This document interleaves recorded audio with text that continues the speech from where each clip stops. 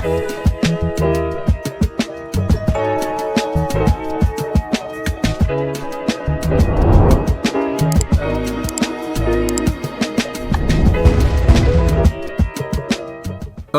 hey everybody, welcome to another episode of On the Wrist from Off the Cuff. Today we have a really cool update for you from the brand Baltany. A little about them: they're founded back in 2010, and their mission is pretty simple. They want to redesign classic, iconic timepieces using the latest watchmaking technology.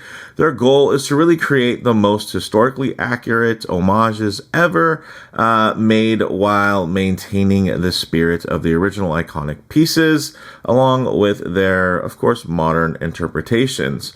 Now, in terms of type of watch, this is a dive watch. Some key common characteristics and design what you're looking for a diver. Of course, you want to find water resistance, typically some type of screw down crown, or you want something that's tough, legible, with a dive time bezel and a dive extension is always nice if on bracelet. This is their S3080 retro dive watch model in the blue colorway, and it is a vintage inspired skin diver taking inspiration from models like the Glashütte original SeaQ, a downsized and simplified take on their panorama date model in terms of the case and bracelet, and of course with their own little twist in terms of the dial and handset, as well as the bezel insert and kind of the overall look. So while not a direct homage, I would say that's probably what the closest lines you're going to be able to recognize when we start exploring this with the bracelet, some of the case features. I think you're going to find, it's actually very nice. So with that, this goes for $234 direct, which is wild considering the specs. This was also, of course, kindly sent into the channel free of charge for me to share my thoughts with you all. So big shout out to Baltany. And with all that said, let's go ahead, zoom the camera out, get this piece in hand, and take a closer look. Okay, guys, now let's check it out. So very cool, deep, dark blue there, guys. And with that, very nice, kind of warmer color palette. I would say it definitely reminds me a bit of the Baltic. Their diver is very, very nice. I should say their diver. They have many different ones, but their main diver, the Aquascaf, or Aquascape, I guess, depending on how fancy you want to get with it. In terms of, that kind of blue with warm tone. Of course, I don't think it really looks like the watch.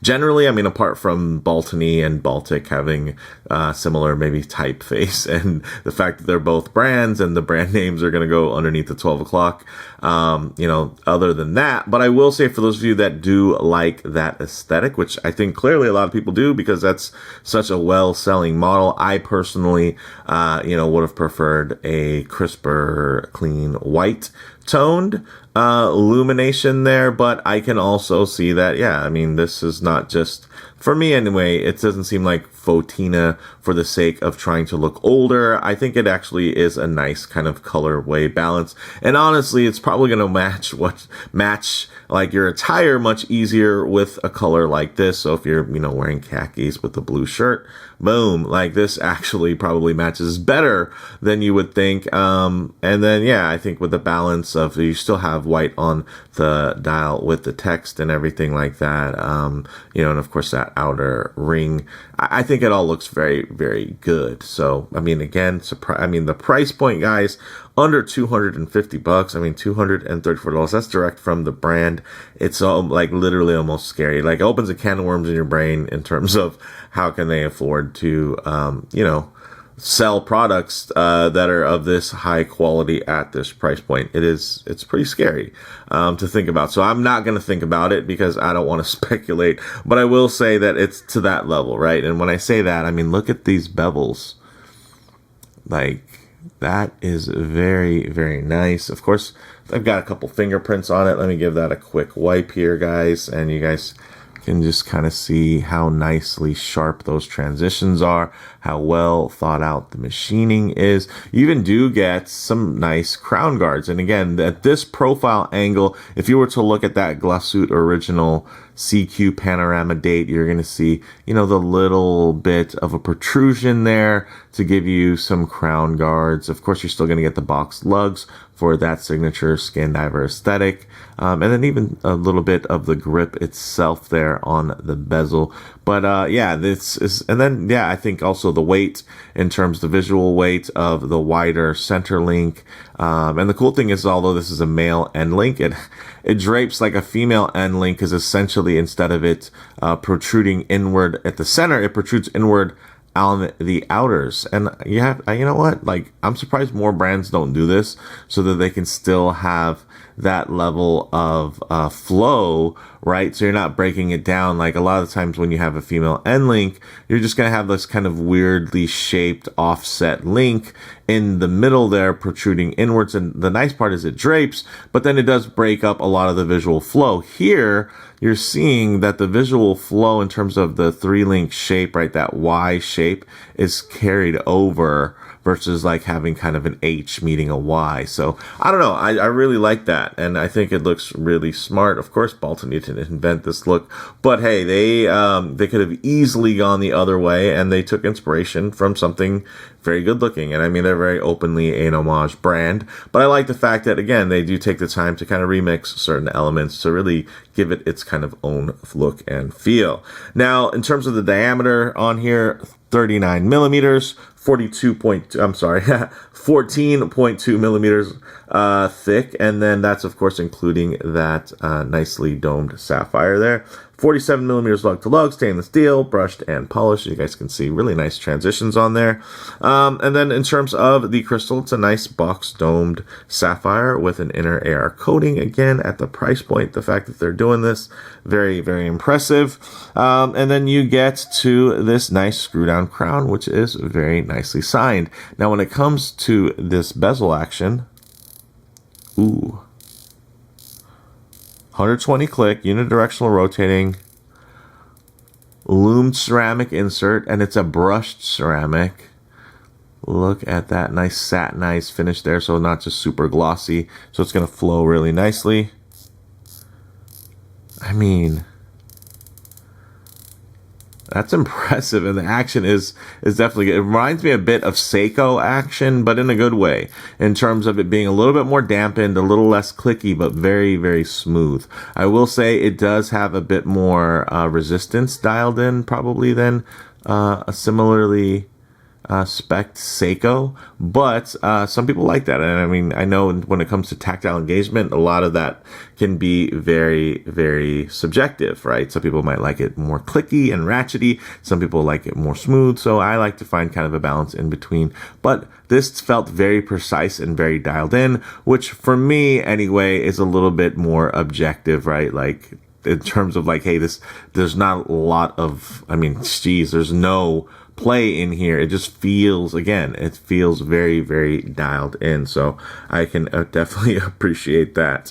Now, in terms of the movement, although you can't see it through this solid case back, which is also sterile here, guys, it's the automatic SeaQ Instruments NH38, which is a 41-hour power reserve, having 3 hertz sweeping or 21,600 vibration per hour beat rate watch, and it works great. I will say the NH38, which sometimes worries with me, is going to be the action when you're hacking the movement and you're setting the watch. Sometimes it can be a little bit mushy, but I will say my experience with Baltany is that they dial it in pretty well.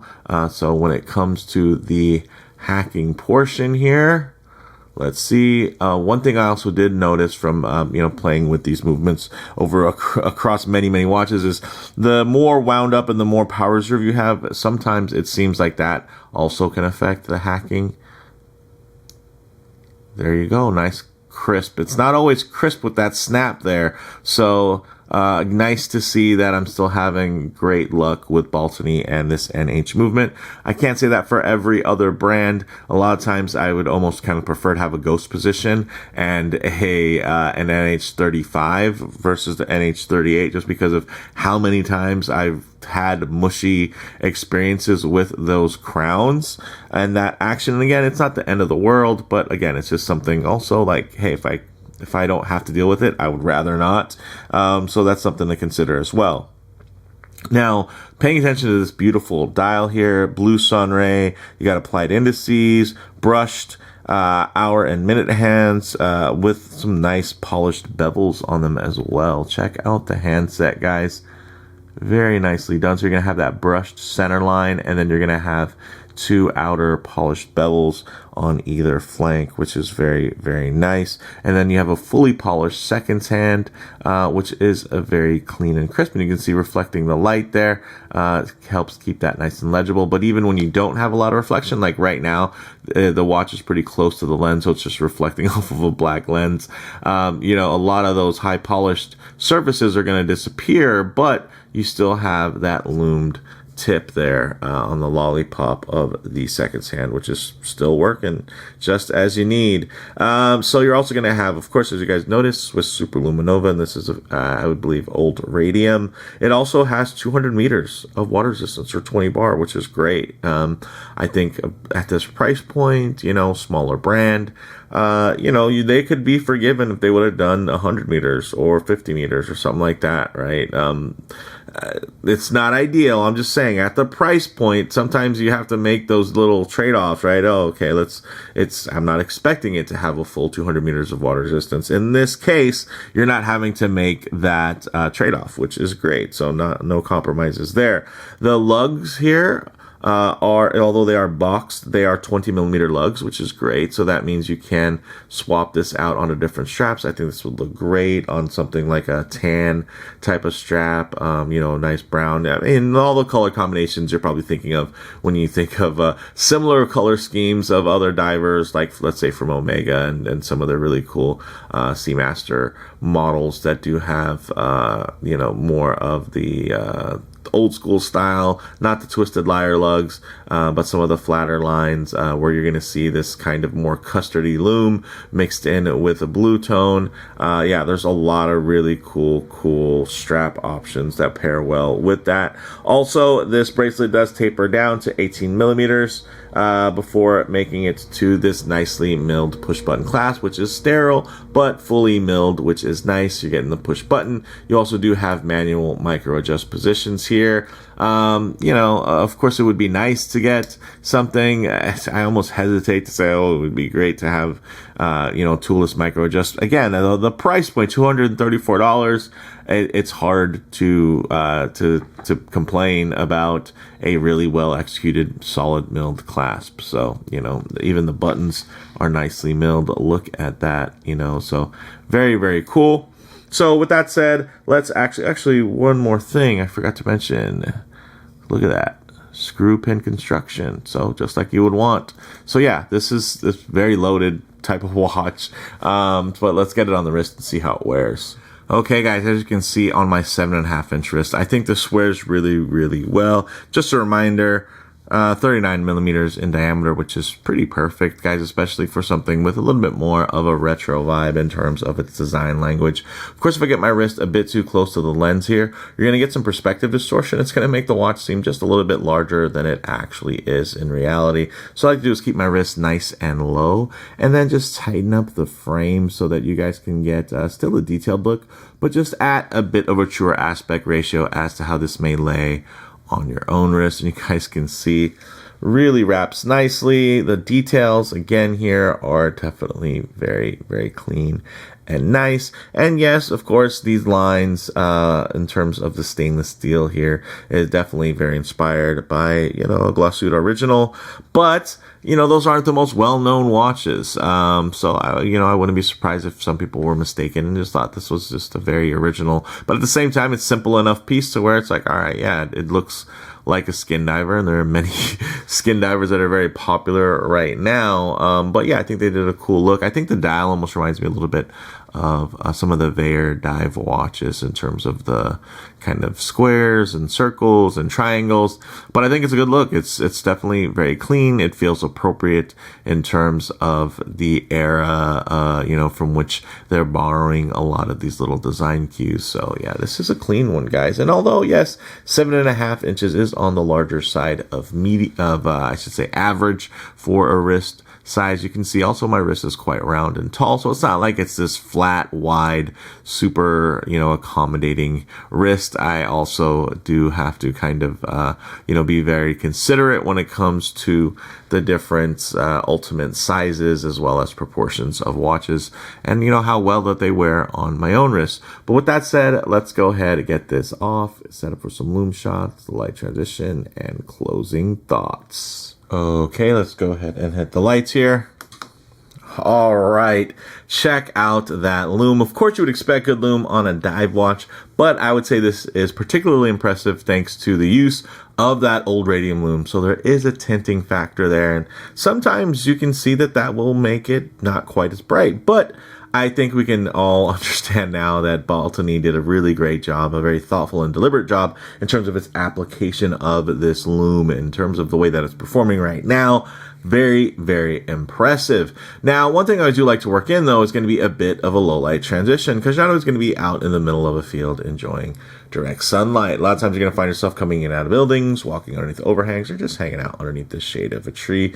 So it's nice to see what these colors, textures, and finishes render like in less than optimal lighting. And as you guys can see, there's a great amount of color play. Very, very dynamic. Of course, you do have that sun ray dial, but you also do have that brushed effect on that ceramic, and that's something that I wish more brands did in terms of adding a little bit of texture instead of just kind of going with the generic high gloss ceramic, which is great if you do have like maybe a lacquer dial or something, right, to really keep that glossy theme constant. But when you have something like a dial like this, I think it is very, very nice to see just some play. And it's not a perfect match. It's not a one-to-one, right? And I think that's one of the things that actually make this look better. It doesn't look overly matchy. You do get a nice amount of contrast because most of the dial is going to be rendering quite dark. Even here you can see it almost as a black dial with just a couple of little vibrant beams of indigo that kind of stripe across.